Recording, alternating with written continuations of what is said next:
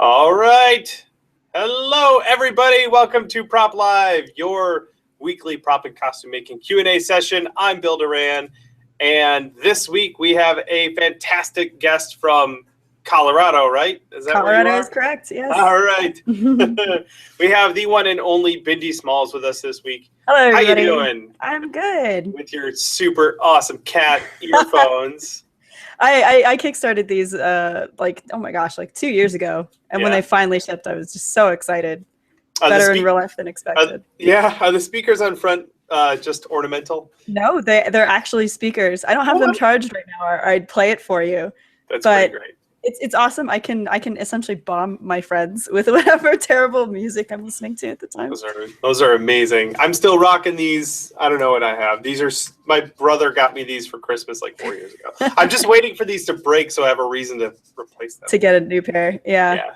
I go through headsets like every 2 years for gaming. Like headset technology moves forward kind of fast. So yes. Folks at home, if you are not familiar, and you should be, you can go over to bindismalls.com, BINDISMALLS, and see what she's up to, which is an awful lot lately. We've been following you with great pleasure.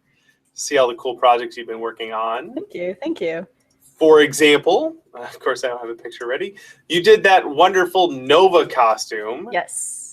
Which I was excited about because you made Nova's rifle. I built one of those, but yours was a lot different. Okay. I did not 3D print mine to start with.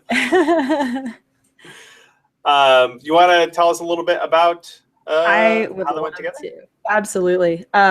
So the whole Nova build really started as, it's kind of funny. It's sort of both a hacking project as well as a cosplay project. Initially, we took the model files out of the game. We ran a script, pulled the files, and I was like, sweet, I got the files, I'm going to print them. And I took a look at them, and they're very low poly. Mm-hmm. They look like something that would be in like Star Fox 64 rather than in a modern game. Those are the Heroes of the Storm files, yes, right? The Heroes of the Storm those files. are tiny little characters, so they're probably only like a couple thousand polys each. Exactly. Yeah. If that. Especially for accessories, right? For a gun, has way less poly than a character. But anyway, so we took the files out. I took a look at them, and I was like, wow, this is gonna take a lot of work. And I had previously done about like a year or two worth of very casual 3D modeling, kind of getting into it with YouTube tutorials, things like that, using free software like Blender. So once I got to the Nova stuff, I knew I had a lot of work to do, and I had a lot of learning to do. So essentially what I did was I took these extremely low poly files and completely remade them, completely resurfaced them, put in all the details, and like a solid 2 or 3 weeks later of constant work, I was ready to go. I had all my files, was ready to print them. And with a gun that big, a gun that tall, it's almost my height. I have to split it up in order to print it because I don't have a printer that's as tall as I am. No, if you did, then you'd be hearing from me. Yeah, I have more information about that, something like that later. I do have I've agreed to work with a local company that does have a big printer, but I'll tell you about that later. So with these files, I had to scale them to my size and cut them up into different pieces. And I put registers and keys on each piece so that they could fit together. And here's a good example of what you'll see. So that it's almost my height. My build volume is about 12 inches wide, 11 inches deep, and 10 inches tall. So for these pieces in particular, about a foot would be the longest dimension I could use. And I wanted to print them usually a certain way so that they would print successfully and have a smooth surface. With 3D printing, how you orientate the part to print on the printer has a big difference on the surface finish because it prints vertically, it prints in Z. So for these parts in particular, I made, oh my gosh, let's see, that's 1, 2, 3, 4, 5, 6, 7, 8, 9, 10. It was about 12 pieces on the gun that went through printing, and about 200 hours or so of printing. Yeah, I don't doubt it. Yeah, because they're so large, and I tried to set the quality somewhat high, so that I could have less post-processing work to do. Yeah, like you can let the machine overwork itself so that you have to sand a lot less. Like I'm totally in favor of that. Yeah, it does save you time in the end, and then it feels slow because you could just, you could take something and sand it yourself, and mentally you're saving time. However, 3D printing with the machine putting in that much work, you have time to do other things. You can take care of other things. I'm all about automated processes. So with this in particular, it was worth it. I imagine that you had your printer going a lot while you slept. Like, oh yeah, every night you're like, my lullaby is a 3D printer. Yeah. So I'm not even kidding. When in my old apartment, my 3D printer was right outside my bedroom door. So I heard it every night, whether I liked it or not. Now I have them in the basement, which is a little better. But I've become used to that sound. It's your white noise. This is my white noise are my robots working. So it makes me happy, and it makes me anxious if I can't hear them in the morning when I come downstairs, because that means they're not working anymore. Yeah. So I prefer to hear that sound. But yeah, anyway, so it's 3D printed. It's made in multiple pieces. Once it's printed, I do extensive post-processing to fill in the visible layer height and sand it down and paint it. I was just doing some sanding. This is just a barrel for my Star Wars blaster I'm working on, but I was just sanding that guy, and then I think for this one, all I need to do is hit it with a little filler primer and sand it a couple more times, and it should be good. You used XTC 3D on yours, didn't you? On some of the things. Yeah, on my armor pieces that went on my body, I used XTC 3D because it helps strengthen the parts just a little bit, and all the armor pieces on my body I had designed to be a shell. So they had very little thickness, but it was like it's a couple of perimeters thick, if that makes any sense. It's like a couple millimeters thick, so it's solid plastic rather than having infill. Yeah, that makes a pretty strong shell, to be honest. But having XTC 3D on top of it, which is a 2-part resin, that helps strengthen it even more. And I think we put about 2 or 3 layers, depending on the piece. The chest pieces had about 3 layers. The shoulder pieces had about 2 layers. And then we sanded that down and painted it. For the gun, I used kind of an old school method. We used wall spackle. Yeah. To fill in it. Yeah, because it keeps the weight very low. Sure, yeah. And it cures so fast that it saved me a lot of time. I mean, it cures within like, I don't know, an hour, and you're able to sand if it's nice and dry outside. But yeah, that's what I'm using. However, I've recently gotten into some new materials that I know that will cut down on that process, the fill-in process, tremendously. So there's a Color Fab recently released a material, and they released this at CES. It's called Ngen. It's a amphora-based filament made by Eastman Chemical Company. Eastman Chemical Company makes like plastics for the entire United States. They make pellets, and they sell these pellets to all sorts of manufacturers. And they specifically developed a plastic for 3D printing called amphora. And there's different blends of amphora based on different, properties that they want in the filament. One of which is called amphora 3000, I think, 3300. AM 3300? Yep, AM 3300. And this is exactly it. This is so I got to try some very recently. And I took apart, I actually have it at my desk. I took a part that's like this. You can't really see a whole lot on my webcam. This is like a very standard industrial part. And I sanded it with 150 grit, sanded it over with 200, 220, and then again with 400, and it sands beautifully. Ooh. So instead of using PLA, which I had previously done, now I'm probably going to kind of steer more towards this material because it's stronger than PLA, and I can sand directly on the surface. PLA is polylactic acetate, polylactic acid maybe, but it's one of the most popular 3D printing materials. Period. Most desktop 3D printers can only handle PLA, but Ngen is supposed to be able to print like PLA, so it should be able. Cool, yeah. To be printed, on like pretty much anything. I'll give it a go. I got a PLA printer. I'll put some of that through it. Yeah. What's the worst that could happen? Yeah, why not? Oh, I mean, you could clog your extruder, but whatever, why not? Fantastic. Well, speaking of, you saw that at CES, right? I did. I've never been there, but I'm probably gonna have to go one of these years. It's kind of amazing. So I went to CES for my day job, and this is my second CES. And I, we get to exhibit in the 3D printing area at CES, and there's so much cool technology that's on display at CES. Everyone brings like their best and their brightest and the stuff they're going to release in like 2 years, but they want to show it right now at CES. For instance, in the 3D Systems booth, they brought a metal 3D printer.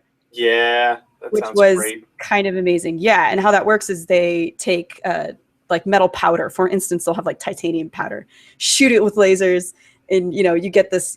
Over time you get the shape. The powder binds wherever the laser hits it, and you get the shape. And that was at CES, and it's huge.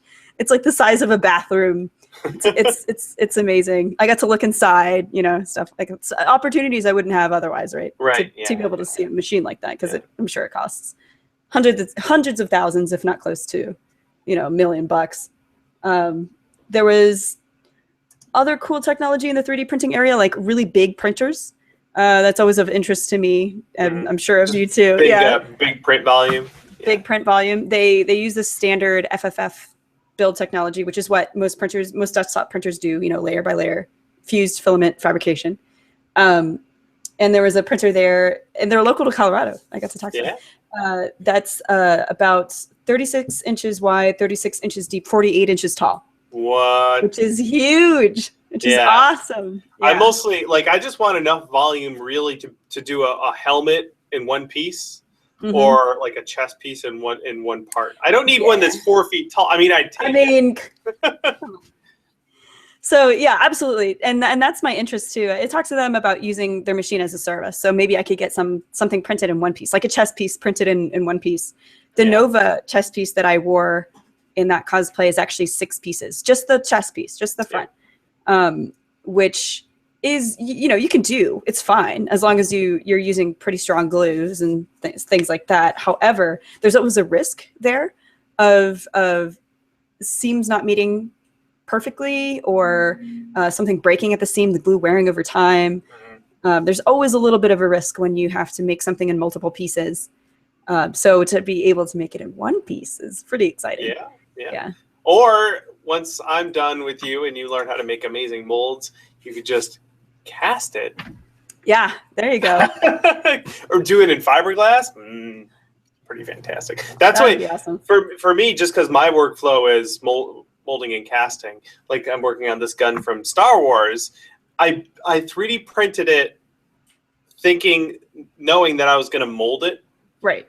So that made me split up the model in different ways. That made me print it in different ways and finish it. So, for example, it's got screws on the gun. I printed it without the screws, and then I just bought the right screws, and I'm gonna drill those into it, and then I'll make a mold of that.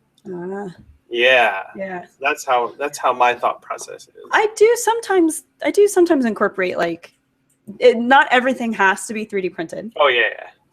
Because in the time it'll take you to bring the details back out on that printed screw, you could just put a regular screw in. That's exactly what I thought too. I was like, I can 3D print a screw, but then I have to sand all the little screws.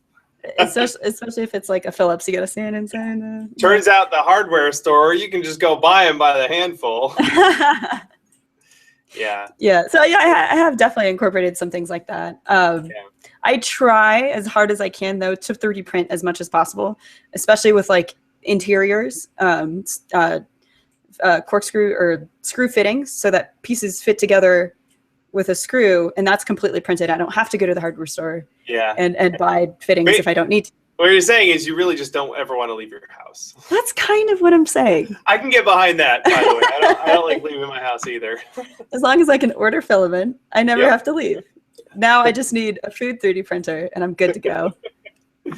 That's awesome. Well, cool. I'm excited. I was excited to see your adventures at CES. My buddies from Tested were over there. So cool. Yeah. Checking out a bunch of stuff.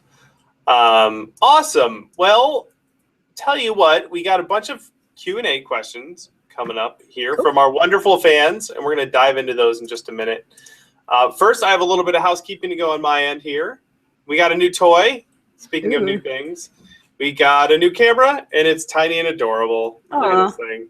Oh, it's kind of, there we go. I need a name for this too, by the way. If you're in the chat and you think that you can find a clever name for our tiny little GoPro, you let me know. Ta-da! So we got a new camera. I'm going to use this guy for doing time lapses and stuff. In fact, I put a new time lapse up on our YouTube video. If you guys want to go check that out, we'll have a link to that in the show notes. The reason why, one of the reasons why we bought a new camera is because we can afford to, because of our fans who check out our Patreon. So if you go to patreon.com/punishedprops, you can see how you can help contribute to the show and help us make it better. And not only that, we've updated it, and Patreon is going to help support all of our YouTube videos, all of our pre-edited ones that we do every week now, our live ones, and the goal is to do more and more content. We want to do more live stream content for sure. We want to do better things and increase our production value with things like nice new video cameras. Yay! I love this thing. It's so great. That's awesome. And then the other thing I had before we start grabbing questions is that I wanted to let everyone know, speaking of videos, that we're working on our molding and casting series. That's why I keep bringing it up. We have a series of molding and casting videos. We just put up a video yesterday on preparing your masters for molding, dealing with textures. And then Monday we have a one-part mold going up, a one-part mold video going up. So please do go check that out if you are new to the channel. All right, let's grab some questions. We had, and also too, for those of you watching live, we have more than enough questions that we got earlier in the day. We're not grabbing any new ones while we're recording like we usually do, just because we have a ton from earlier that we're going to start chewing through. In fact, we're probably going to start moving towards that system. We'll give you guys a good way to submit questions earlier before we record live. It's just way easier on our side to wrangle all of those before we start recording. So that's how it's going to go. We're not going to take questions directly from the chat, but we'll just take them earlier in the day. All right, housekeeping done. Are you ready? I am ready. Sorry, Okay, I'm reading some of the questions on chat. I'm like, oh, I can answer that. Yeah. I'll try to keep it. We grabbed a bunch actually from your page earlier today. People want to know just the general gist of how you got into cosplay, what your first costume is. Sure. That sort of thing. Okay, so what was my first cosplay? Let's see, about 10 years ago. I had made my very, very, very first costume ever. It was Chun-Li from Street Fighter. And I wore it to one convention and one Halloween party and then didn't for another like 8 years. Yeah. And I guess technically that's my first, right? Because it's the first costume I'd ever made. But I didn't really I really enjoyed cosplay. I had fun doing it at that time, but I was in school and I just didn't have the funds, nor did I have the time, et cetera, et cetera. Fast forward 8 years later, I kind of got back into it through another Halloween party, go figure. And I had made Moxie from Borderlands 2. And that was like that's the light switch that turned on again. I was like, oh, I have a job now. I can afford these things. Like I have time. So that's when I got back into it. And to me, that's truly like my first cosplay, because that's the first one I had actually worn more than once, that I had really put a lot of effort into. The Chun-Li I did before didn't put quite as much effort into, but it was still fun. However, Moxie was like my first like real cosplay as Bindi Smalls. That's pretty awesome. I love hearing people's origin stories. Oh, for sure. Like what was that? The pivotal moment. Let's see here. Moment. Yeah, that light switch. Ding. Hey, this is the thing I can do. Right. I know for me, especially when I got into it, I had a pretty good job at the time, and I was like, I can afford tools and stuff. Yeah. Disposable income. My goodness. Yeah. Once I started getting into buying tools, and I was like, oh, this is gonna be a long road. Yeah, it is. A lifelong commitment. Let's see. Grab another one here. This one's from Kat, who was our guest last week. She wants to know what caused you to start using 3D modeling and 3D printing for your costumes. Ooh, good question. This was in, let's say 2011. And I had been following just 3D printing news in general since 2009, just because I thought it was kind of a cool concept, but I couldn't wrap my head around it. I just knew that there was a Thing-O-Matic, and it would make stuff, right? It could make little plastic things, and I was like, wait, what? It makes it out of nothing? I don't understand. So I had been following the news, and my boyfriend and I kind of started to try to think of ideas. And in 2011, he said to me, if you can think of a way we can make money off of it, let's just get a printer, right? This is new technology. You can sell these things. And I was like, okay, I'll just keep trying to think about this. I never came up with a good answer. But at that point, I had started looking into 3D modeling as like a new, sort of the newer direction to where art was going and where sculpture was going. And it made more sense to me to get into 3D modeling at the time than other mediums. So I started using free programs. I started with Sculptris. It's the very, very, very first thing I had ever modeled was in Sculptris. It was like a little mouse or something. But that was like a mind-blowing moment for me because I'd never even tried before. I'd never tried to make something 3D on a computer instead of molding it, in clay and things like that. So it was about like my third cosplay was Elizabeth from BioShock Infinite.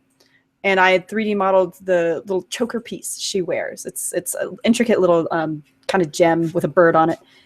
So I 3D modeled it in Sculptris. And then I had it printed off Shapeways.com, which is a printing service anyone can use. Mm-hmm. And it was kind of expensive, and it took like 2 or 3 weeks to get to me. But that, like, as soon as I got it, I took it out of the box. It's like, oh my gosh, this didn't previously exist until I created it. And that was like another light switch moment where I was like, okay, I can really get into this. So we saw this Indiegogo campaign for a TAZ 3D printer, which was the biggest we had seen at the time, the 12-inch by 11-inch by 10-inch build volume. And we're like, you know what, let's do it. Let's pull the trigger. My boyfriend Sean wanted to make Zero's helmet from Borderlands 2, and that was just big enough to do it. So we're like, okay, let's do it. So we bought it, and fast forward like 2 or 2.5 years later, and here we are. Now we have 3 printers, 1 on the way, and 2 more pending. So that's great. I'm glad that you mentioned using Shapeways too. Yes, that was like a gateway. Oh yeah, because like I keep telling people, like we did a 3D printing video series on our channel a few months ago, and people say, well, what do I do if I don't have a printer? I say, well, learn the 3D modeling. Like that's the hard part, right? Learning actually how to 3D model the thing you want to make. Yes. And then you can have it printed somewhere else. And that's what we did. Like a couple of years ago, my wife did a fully printed helmet for her Mass Effect costume. And she went to Shapeways, and they have massive printers. So yeah, they'll do anything you need. Yeah. And that was definitely a fantastic gateway drug. It was really expensive. Yes. Because it was a full helmet. But it showed up, and we're like, it's basically done. Yeah.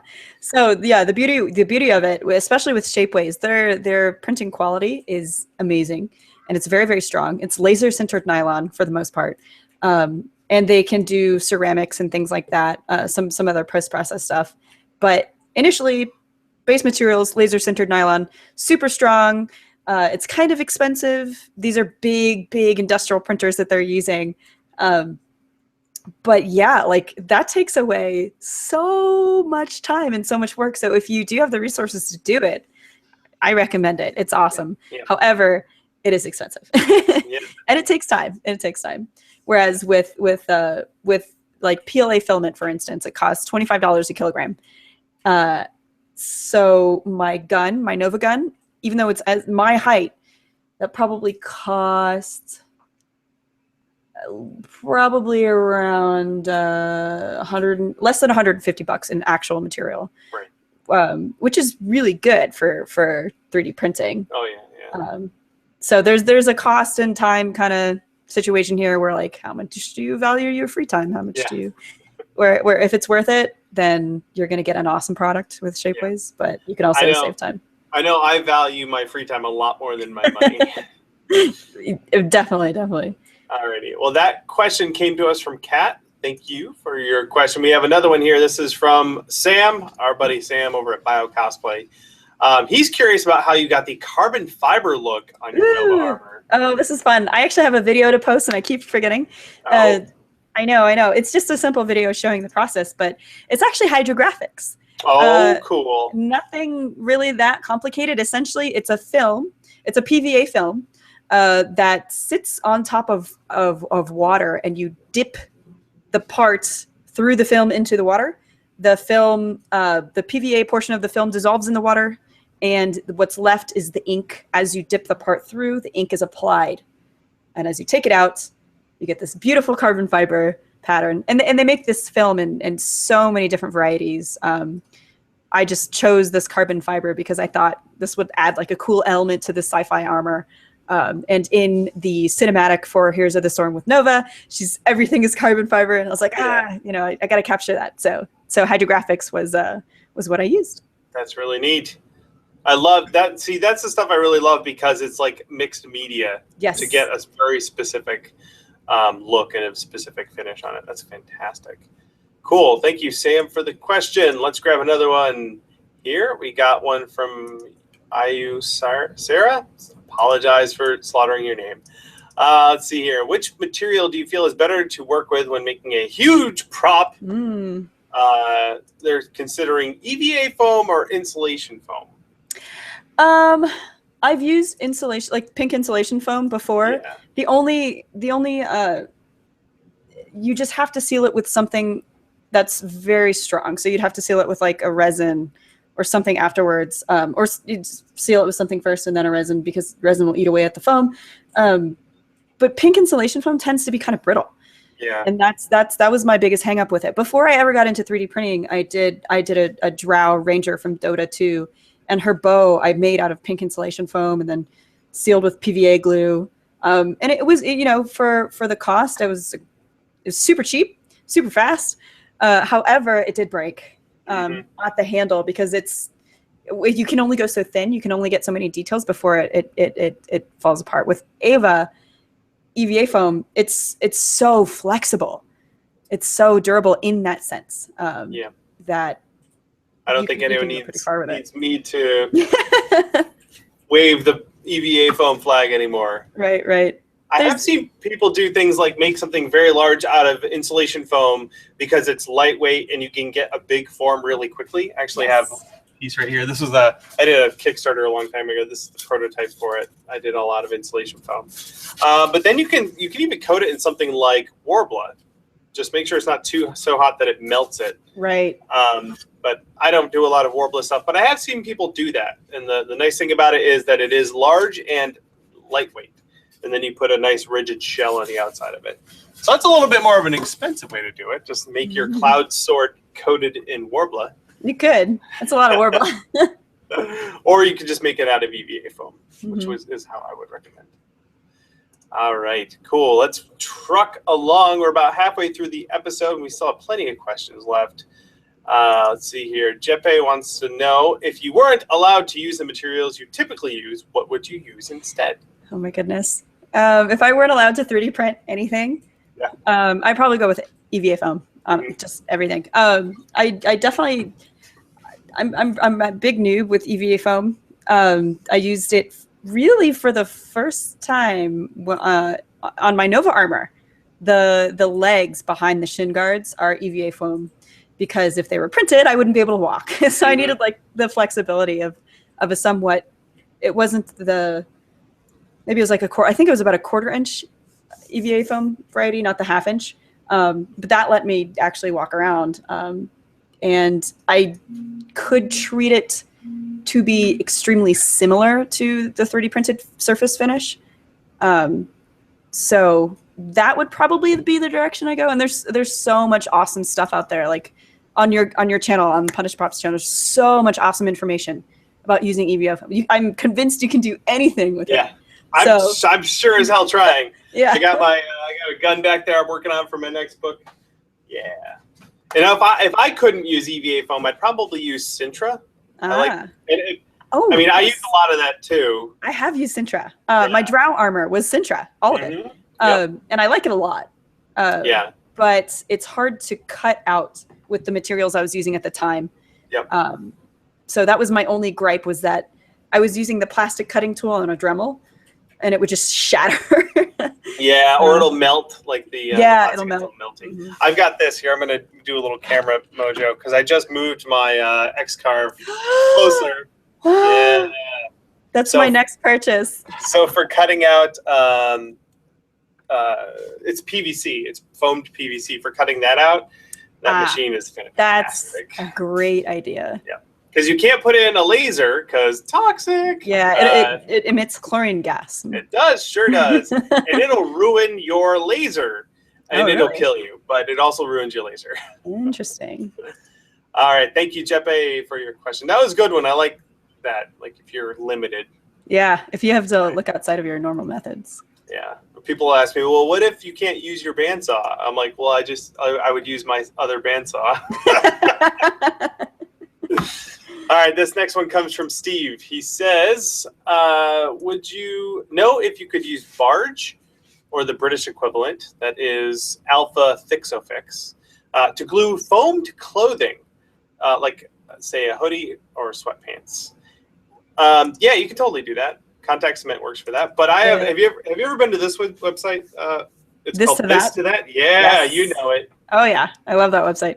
I plug this all the time, but ThisToThat.com, we would do, let's say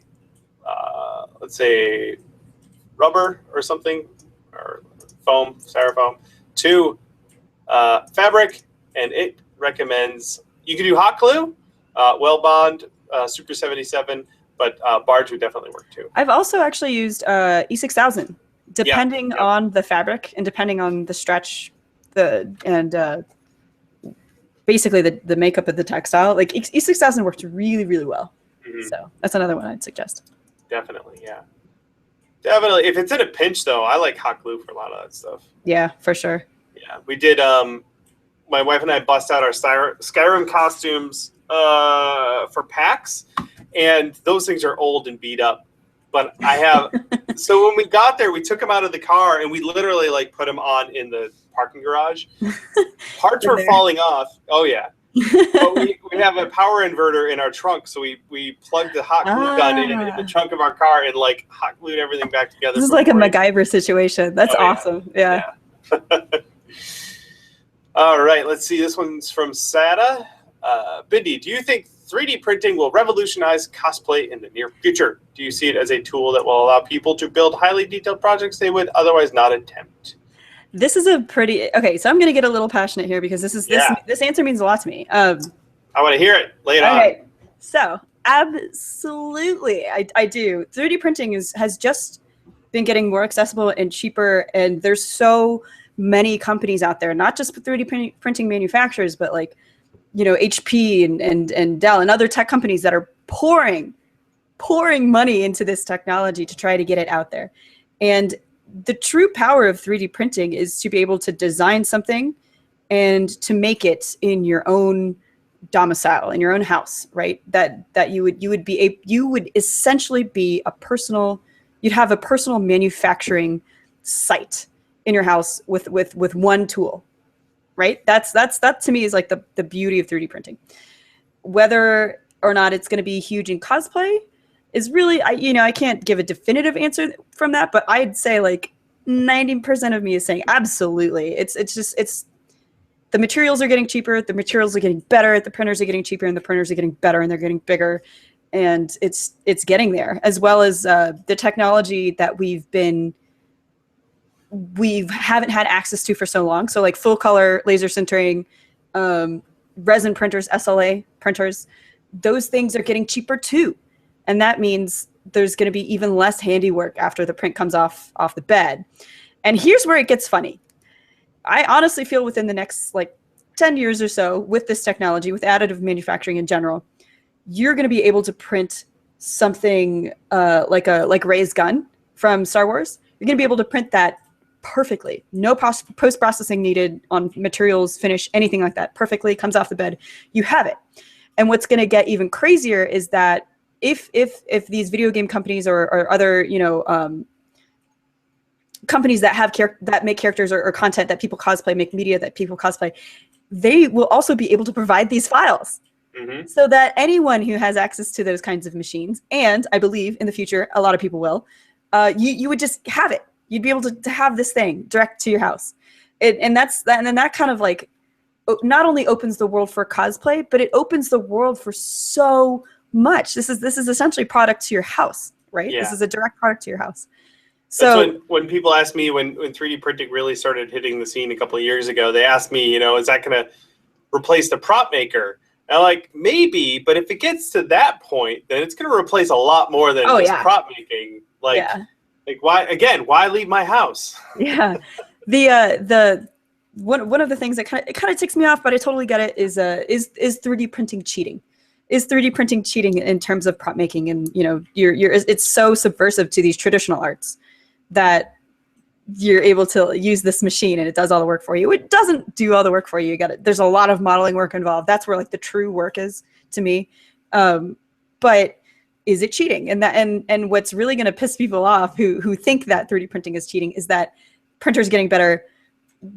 Everything's getting better so that I could design, say, like this, like a toy like this, and it'll come off the 3D printer looking exactly like this. Right. All of that stuff will come off the printer looking exactly like that. However, there's another point I'd like to throw in, is that special effects companies and companies that are making props for movies and stuff like that, they're using 3D printers to make this stuff. There's so much stuff that was in The Force Awakens that was 3D printed in the prop making process. They'll make maquettes, or they'll make, a lot of the lightsabers were made using 3D printers and then CNC'd and yada yada yada. But the argument is invalid because the source material is 3D printed to begin with. So and it's only moving further in that direction. The Warcraft movie, there was an article about how they 3D printed and CNC'd like almost all of the prop stuff in that movie. I mean, it just goes further and further. Yeah. What excites me the most about it is that you have people who are very, very good at design, right? Yes. And 3D printing gets their design, it turns it into a physical product that is as close a representation of their original concept as possible, with as few steps as possible. Yeah. And they can do it in their house. Like, to me, that's what blows my mind. Like the crafts person, right? The maker type person who in the past might be like a machinist or a prop maker or whatever. That person can then focus their time or split their time between being a better designer, being a really good fabricator. That's what I'm excited about. Like when I see that machine, it is printing right now. It's working for me while I'm doing this show. But also I could let the machine print and then go design the next part while it's working. I get to split my time between being a fabricator and a designer, which is pretty neat. That's a really good point. And I completely agree. When I did fine arts in school and I was a painter, I would have killed to have a 3D printer. I would have killed to 3D model stuff at the time. But because it is closer to like what your concept is. It is essentially taking the concept, the 3D model, and making it as close to your original design as possible.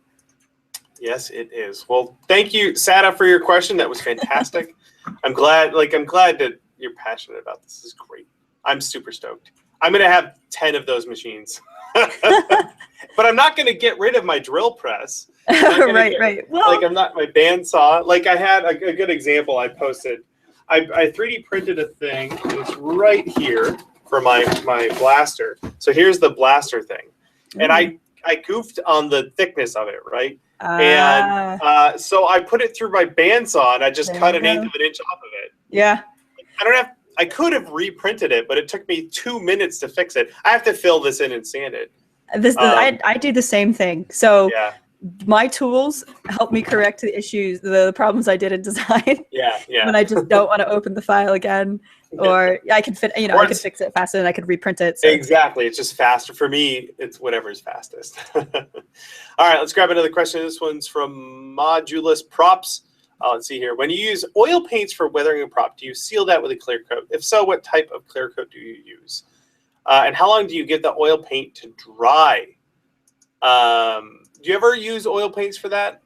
Oh, I my do goodness. sometimes. I never actually have. I've pretty much only ever used acrylics or. Yeah.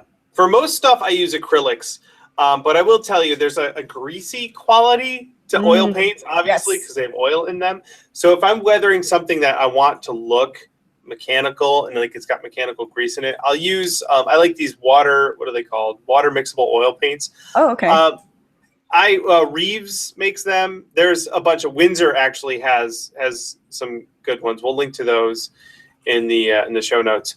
When I need that effect, I'll use it, and usually I don't bother clear coating it because oil paints can take months to dry. Goodness. Yeah.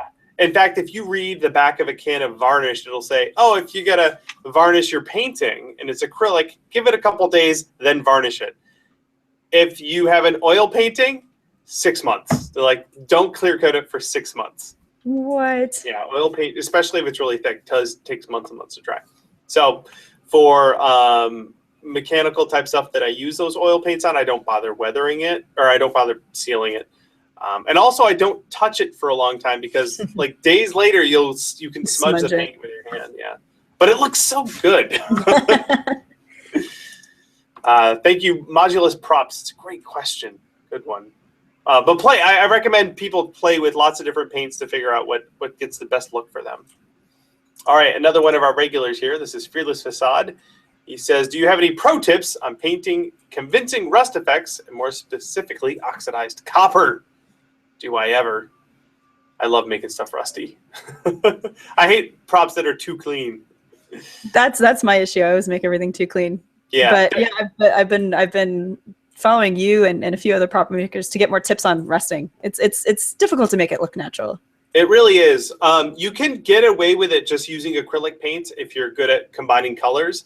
But I recommend trying out Sculpt Nouveau. And again, we'll have a link down below.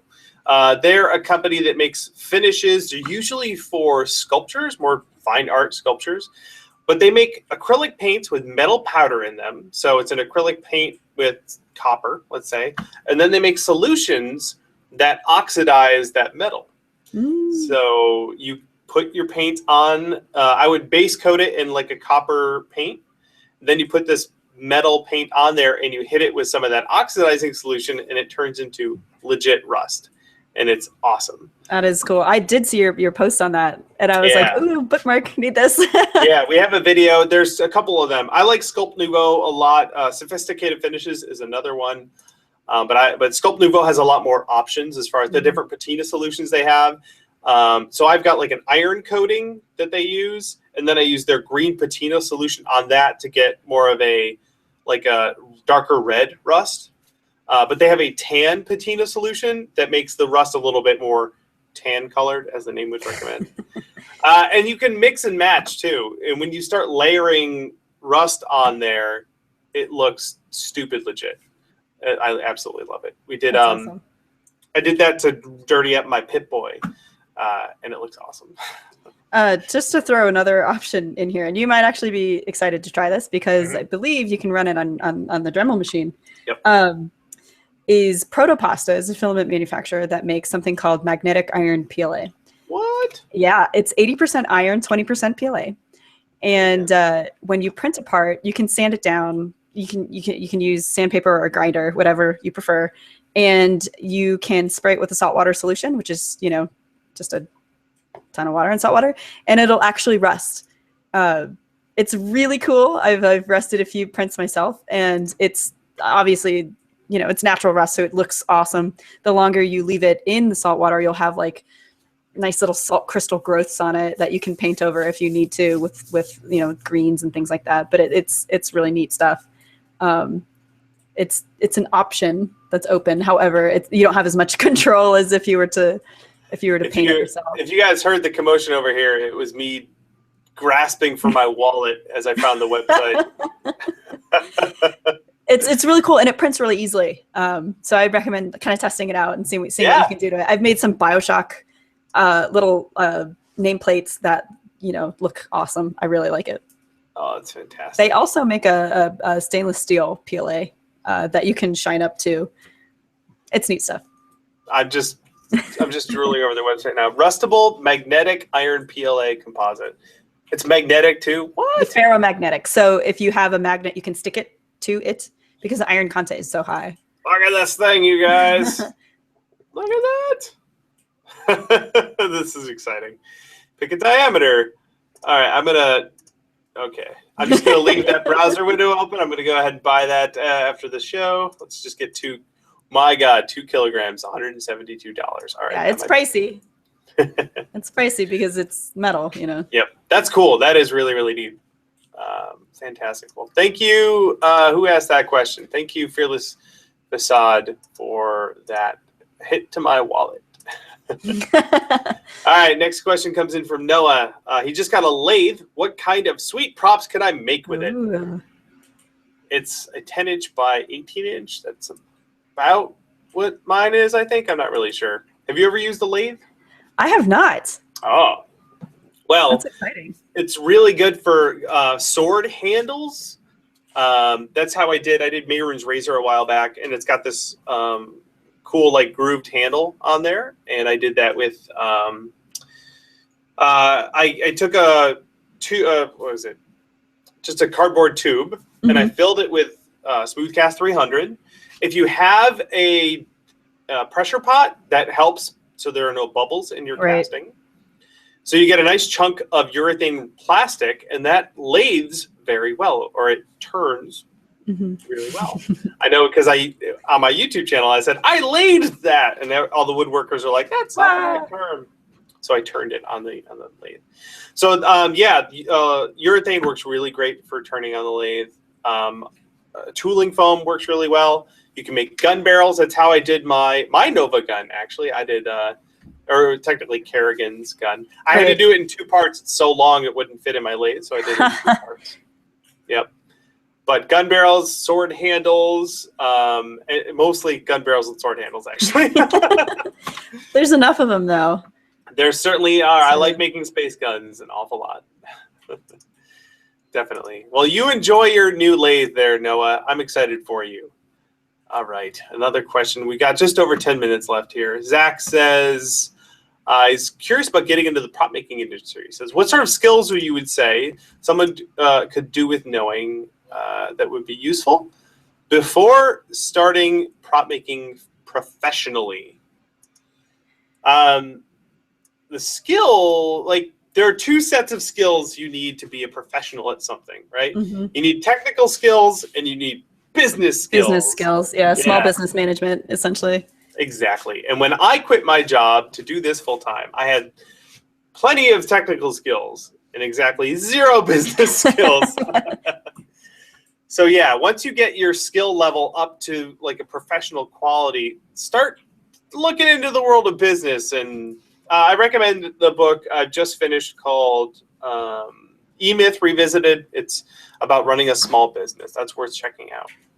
Just even so you have some idea of what it is you're getting into being a business owner. Yeah. Now you said you have a day job.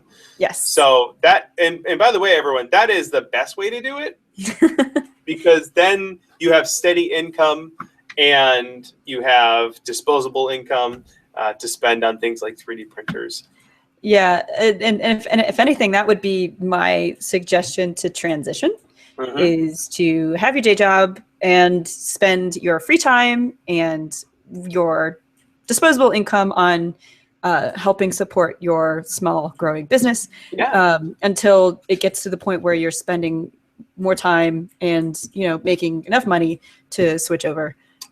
Because that's a much smoother transition than just to stop, unless you have a lot of money saved up and you can kind of you have that cushion if something happens. But having healthcare and things like that is important. What's that like? And that's not to say you have to transition either. You could find a really happy ground where you've got a day job that you like that pays the bills, and then you've got this other thing on the side that provides you with supplemental income. You could run, let's say, actually, this is a good time to point out, you could have an Etsy store where you sell some of the things you make, like our friend Bindi Smalls. Yep. Yeah, if you look up, I guess it's Geek Fab Lab on Etsy. Yep, Geek Fab Lab, or you can go to geekfablab.com and it should redirect you straight to our Etsy store. Very good. Of course, we will have a link to that in the show notes. And if anyone out there is a 3D printer and you haven't opened an Etsy store or opened a 3D Hubs, which is 3dhubs.com, I highly suggest it. Your 3D printer will make money for you and help pay for itself. We were able to kind of sustain our little 3D printing hobby through this, and get more printers. Your little hobby. Little hobby, and get more printers. I was able to kind of fuel this passion, kind of in an insane fashion that we're now looking at. Probably within the next month, we're going to have 6 printers. So that's so cool. Yeah. Fantastic. Awesome. Well, good luck if you're thinking of getting into it, Zach. It's a wonderful roller coaster of emotions.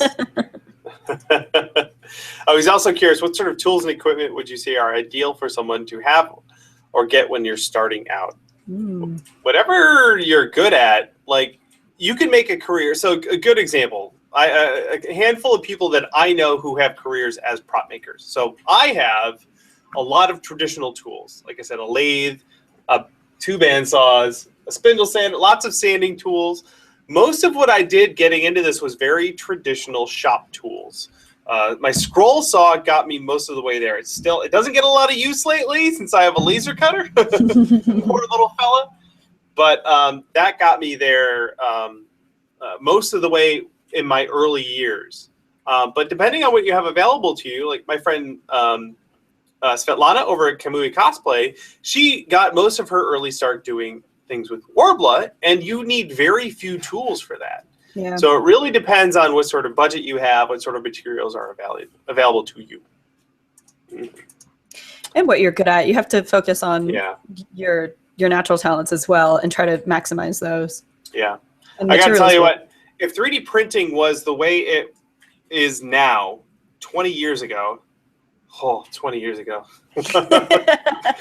I would have taken a drastically different career path, because that was when I was getting into 3D modeling. And at the time, I thought I would be doing it for animation and for video games. And if this was an option back then, that is exactly where I would have gone. Yeah. 3D printing was around, it's been around since the 70s, but it was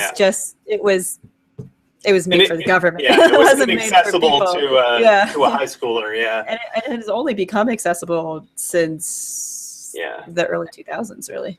That's fine though. If I didn't go my current career path, I wouldn't have met my wife. So that's fine. Let's see. We got another one from Atomic Props and Cosplay. When you were first starting out, how did you go about getting your work noticed and gaining an audience? This is, I get this one similarly. I wonder if you have some insight. Kind of. This is a difficult question to answer, because, you can sort of become your own salesman and sort of push your work in front of other people if you want to. However, I'm somewhat shy, so I didn't do that. I started trying to connect with people in person, and with cosplay you can literally wear your work so that people can see it. Starting a Facebook page was one step of the way, and then finding an appropriate medium to share your work is like the best possible way. So like sometimes I'd share it to a subreddit called R3D Printing. Sometimes I would share it on social media. It really depends. There's also Replica Prop Forum, obviously, where a lot of people get traction there. They get recognition there when they share their work. So yeah, I just suggest finding the best place to share it. It's interesting for me too, because when I got started, like, getting recognition wasn't a goal. Like for me, the creative process was, and the creative process and getting to dress up with my friends, like that was the goal. Like everything I made was in service of getting to go to conventions with my friends and play dress up. It wasn't until I started getting that feedback from the internet where I was like, ooh, this feels good. Yeah. I desire more of this. And that's when I started being more active on the RPF, doing things like starting a Facebook page, or being really active in the communities where your fandom is excited about. So if I'm making a Mass Effect costume, go to the places where Mass Effect people show off their work and like a subreddit is a really good example. Like that's a good place to go. Go to the places where people who are stoked about whatever it is you're making are hanging out. And it's also worth noting just getting involved in the community in general, even just to make friends and help, you know, help further along your work. Yeah. That to me was probably the most, that was probably why I kind of kept going with it, is because I met more cosplayers that could help me grow as a person. And I liked their work, and we could kind of like bond with each other over working on our stuff. Rather than, I mean, recognition feels good. Always feels good. Oh, yeah. No shame in feeling good about the attention someone gives you for something you work really hard at. Yeah. However, it was definitely more of like I made this thing, you liked my thing, I respect your work too, this feels extra good. Yeah. For me, and two more things too for me. One, very early on, mostly because I just copy everything Harrison Cricks does, I started a blog where I showed off how I built what I built. Yeah. And by the way, everyone, punishprops.com has every blog post I put all the way back to, I think, the rocket launcher I made for my Team Fortress costume, which was the first cosplay I made. It's hideous. It's still there. We'll put a link in the description to that. Oh my gosh. I have to go check it. It's PVC pipes and Bondo. That's all. But and I gave that thing away. I do kind of wish I still had it. So that part of it was people found my website because they were looking for instructions how to make stuff, and I had blog posts going all the way back to how I made my stuff. And then, like you said, I was willing to travel to conventions just to cosplay because it was fun. But then when I got there, people wanted to talk shop. People wanted to talk to other people in cosplay. How did you make your thing? How did you make your thing? And that is what got me into being an active member of that community. Just meeting people and talking shop, especially at Dragon Con. Dragon Con has like some of the best blend of craftsmen and cosplayer and artist and all of this, you know, and engineer as well. Yeah. It's like all of these different communities like come together and interact. It's really great. Yes. Great question, Atomic Props and Cosplay. We have time for one or two more here. We have Corium9 Creations wants to know, while I have some experience with Maya, it's been a while, how's the transition from making something digitally into something that's 3D printed? Was there any conscious shift, or was there a lot of already present, or was a lot of that already present due to your experience with other crafting methods? I think this was meant for me. Yeah, and I think you actually have a really good answer for this. Yeah. Well, a really good example, because I was working with my buddy today on a model. He actually, my buddy, who's standing right there too. Hey, Phil. Hey. A lot of what I learned about 3D modeling in Maya, I learned from him and some of our other buddies. So the model he made that we're printing right now was made like that. Good for animation. Good for like video game stuff. And it turns out there's some challenges when trying to 3D print that. So we've been tweaking those a little bit, doing experiments, printing small pieces, figuring out the best processes for that.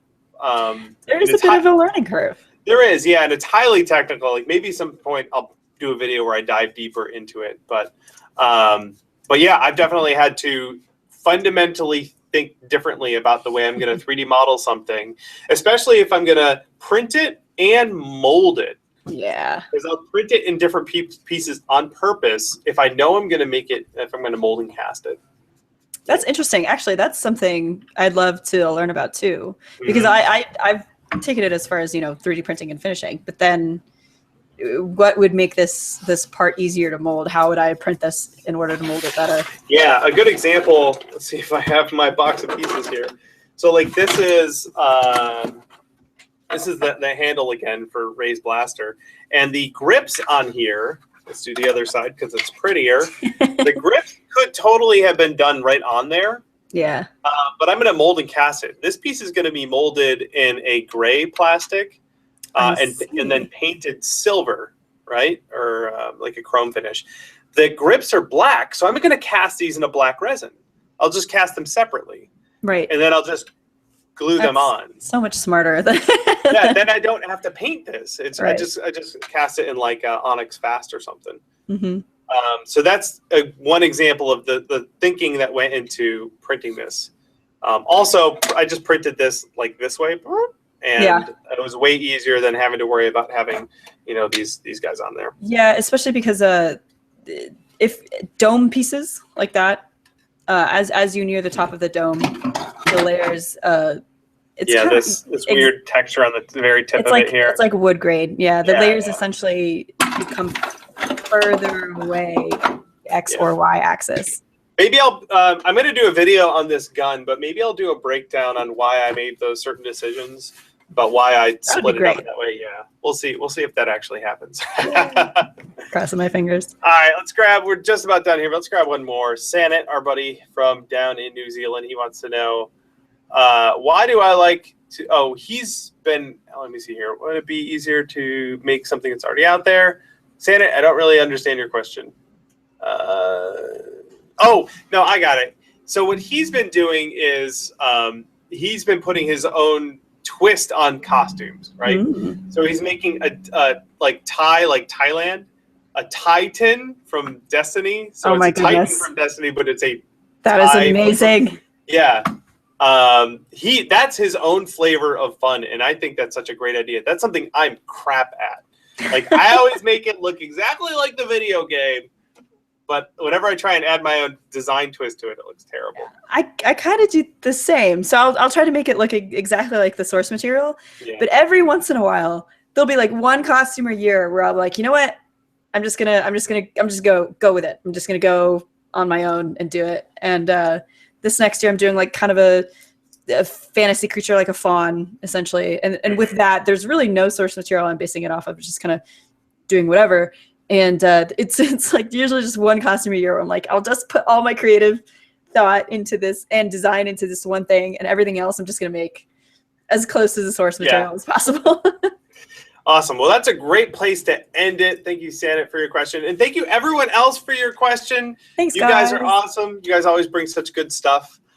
Thank you, Miss Bindi Smalls from bindismalls.com. You're welcome. Yay. And if folks haven't already, go over there and check out all the good stuff. Follow her on Facebook and Twitter and all the good things. And check out Geek Fab Lab on Etsy. And while you're at it, head on over to patreon.com/punishprops to help support this show. I shot a new Patreon video, everyone, so at least go watch my new video. And please, if you value what we're doing here on our YouTube channel, then consider sending a little bit more of that value back at us. That's all we got, everybody. Thanks again for being here, and we will see you all next week on another exciting episode of Prop Live. Thanks, everybody. Thanks for the questions.